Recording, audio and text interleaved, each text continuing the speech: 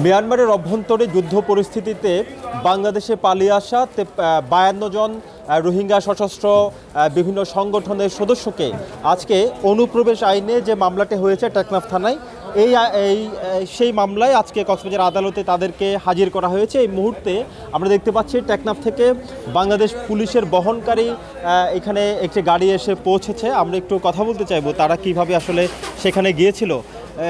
তোমার একটু দায়িকা এসছো আর আসলাম যে মায়েরমাদ মাব্বাগি এটা দেশে আড়ালয়ের যুদ্ধ ইয়ে তারা ওর তু বিমান হামলা ড্রোন হামলা করবার আর তাহলে বলা আটাই না পারি আর বাংলাদেশের কি কিছু দেয় আত্মসম্পর্ক করছে ফারাম বাঁচা বেলা বলে দিতে আর আসসালামু আলাইকুম রহমতুল্লাহ বরকাত।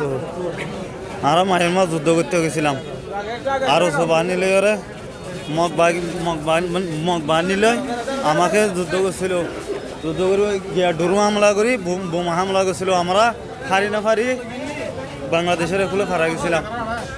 আপনারা অস্ত্র নিয়ে এসেছেন কিনা? না আমরা তো অস্ত্রও না ফাঁস আর আমার নির্দোষ। আপনাদের অস্ত্র কোথায়? আমার তো অস্ত্রও নাই, কেসু নাই।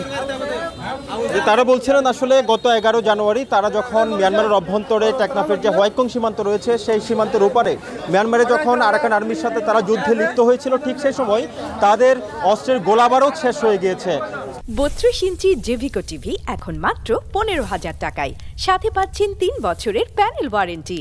ঠিক সেই মুহূর্তে তারা যান বাঁচানোর জন্য অর্থাৎ জীবন বাঁচানোর জন্য তারা বাংলাদেশে পালিয়ে আসতে বাধ্য হয় বলে তারা আমাদেরকে জানিয়েছে। তারা গত 11 জানুয়ারি বাংলাদেশে আসলেও তাদেরকে ঠিক আজকে অর্থাৎ একদিন পরে অনুপ্রবেশ আইনে তাদের বিরুদ্ধে 53 জনের বিরুদ্ধে একটি মামলা দায়ের করা হয় টেকনাফ থানায়।